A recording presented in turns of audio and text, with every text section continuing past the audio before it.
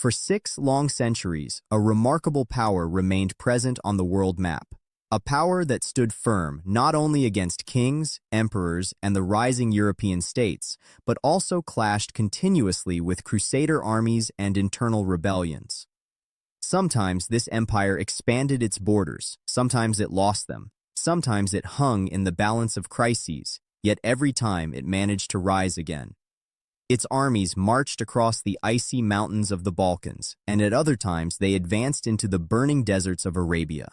Among all these centuries, the most astonishing fact was this: the state kept fighting, kept conquering, yet never collapsed financially. Many great powers in history did not fall because of lost battles, but because of the crushing weight of expenses.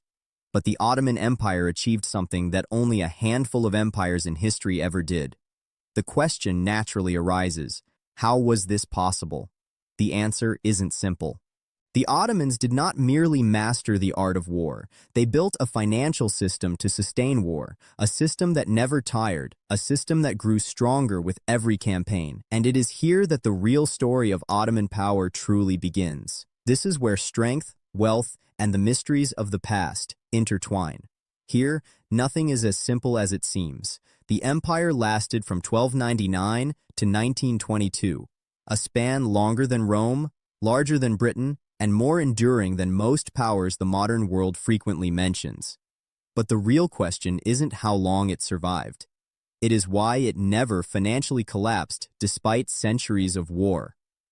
The Western belief is that empires fall when they lose wars.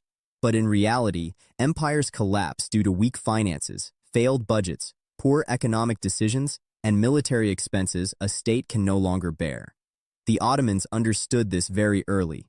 To win wars, one must first win the economy. That is why they rejected the European model of general taxes plus a fully salaried standing army. Instead, they built a more organized, more intelligent, and surprisingly efficient machine, a system where war paid for itself. But before understanding this machine, one must understand the nature of the Ottoman state itself. The West usually imagines the empire through a limited lens: turbaned sultans, blue-tiled domes, ceremonial courts, and rows of janissaries. But the real engineering, 6 centuries of economic and military brilliance, remains hidden from view. In the beginning, the Ottomans were merely a small frontier beylik in the northwest of Anatolia. Osman Ghazi, with a few thousand horsemen, occupied a borderland. But it was a borderland where history itself was preparing the ground for a new power. The Byzantine Empire was weakening, Mongol influence from the east was receding, and this was the perfect moment for Osman and his warriors to rise. Their earliest victories were not merely military successes, they were financial windfalls. Every conquest meant new land, new fields, new populations, and new taxes. From the very beginning, war was not an expense, it was revenue. When Bursa was conquered in 1326, and when the Ottomans stepped into Europe in the 1350s, they ceased to be a tribe. They became masters of the richest trade routes connecting Asia and Europe. This was like a modern country sitting on every major highway of the world and charging toll from each traveler. Merchants from Venice, Egypt, Iran, or Baghdad all had to pass through Ottoman land, and every passage filled the empire's treasury. For running an army, the essential requirements are food, metal, and manpower. The Ottomans may not have had abundant resources, but they had something even more important: a constant flow of cash. But income alone does not save empires. Many powerful states collapse despite having wealth because they bled under military expenses. The Ottomans solved the problem at its root. They built a military structure where the army paid for itself. This is where Ottoman brilliance truly shines. In Europe, maintaining an army was a crushing burden. Salaries, weapons, equipment, horses. The Ottomans eliminated this burden entirely. Instead of giving soldiers salaries, they gave them a tax district, a taimar. The soldier collected revenue from that land and from it maintained his horse, weapons, and equipment. The state didn't spend a single coin. The soldier had direct interest in protecting his district. The population remained disciplined, and the empire possessed a ready army without emptying the treasury. The janissaries were the second pillar of this system. Through the Devshirme, children from the Balkans were selected, educated, trained, disciplined, and turned into exceptional professional soldiers. The cost of their upbringing was minimal, but their efficiency unmatched. The final remarkable aspect of the Ottoman system was this: each war paid for the next. Every victory brought new resources, new trade, new taxes.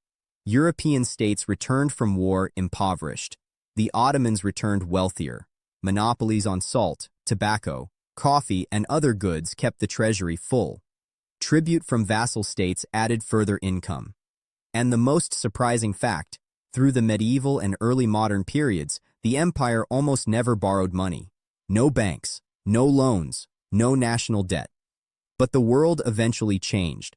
The 1600s and 1700s saw Europe industrialize. Sea routes replaced land routes. The Ottomans' traditional sources of revenue shrank. The Timar system weakened. The Janissaries grew powerful and politically disruptive, and the empire failed to reform quickly. Eventually, it needed a European-style army: salaried soldiers, modern cannons, and heavy ammunition.